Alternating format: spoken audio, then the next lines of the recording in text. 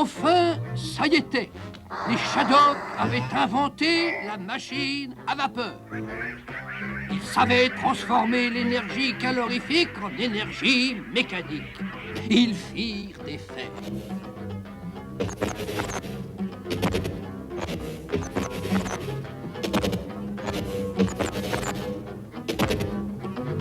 Mais les théoriciens Shadoko s'inquiétaient.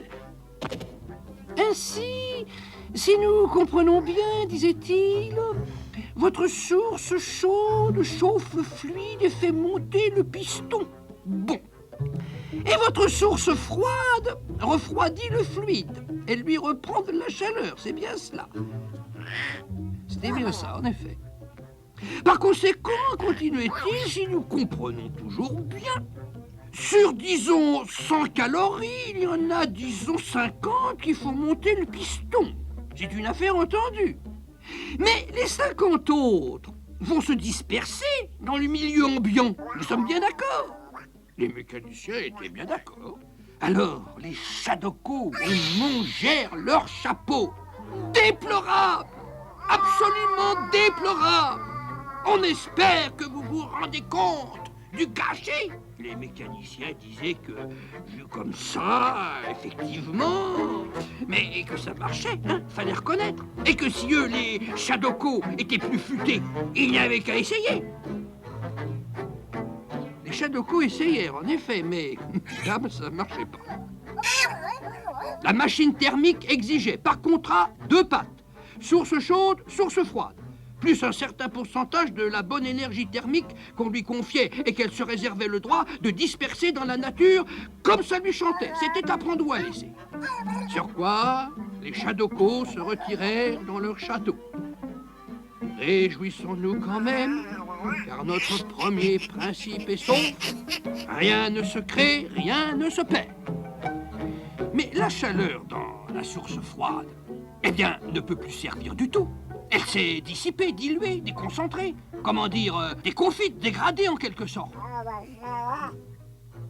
Alors inquiétons-nous. Car si on laisse les Shadocks s'amuser avec des machines comme ça, c'est la porte ouverte à tous les désordres, les abus, les gâchis. Et ils inventèrent l'entropie. Toute machine thermique Shadok qui disperse des calories dans la nature crée de l'entropie. Une machine parfaite ne devrait pas créer d'entropie. Tel était leur second principe. Cette machine parfaite pourrait aussi bien faire du mouvement avec de la chaleur que repomper cette chaleur avec ce mouvement et vice-versa et ainsi de suite, etc. Et ils concoctèrent des plans d'une machine parfaite qui ne ferait pas d'entropie, comme ils appelaient ça. C'était un drôle d'ustensile qui devait marcher très excessivement lentement, et cela dans les deux sens et éternellement. Les Shadocks dirent que ça ne les intéressait pas, que des locomotives qui restent sur place quasiment, ils ne voyaient pas tellement l'intérêt, et que de toute façon, ils n'étaient pas outillés pour. Le vantant de mauvaise volonté, il fallait des arguments plus frappants.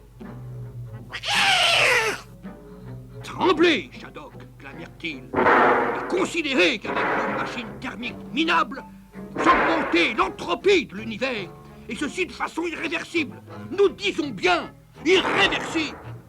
Car quand l'entropie de l'univers sera maximum, quand toute l'énergie sera dissipée, dispersée, dégradée, entropisée, aucune machine au monde ne pourra la récupérer et vous mourrez. Alors craignez, oui, craignez, tremblez. Sur ces mots, ils se retirèrent de rechef dans leur château. Les Shadocks, un peu inquiets quand même, les prièrent de les renseigner sur la date exacte de ce curieux phénomène.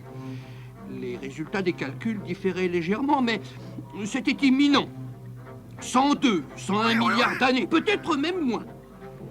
Alors les Shadocks inventèrent l'électricité pour illuminer la planète.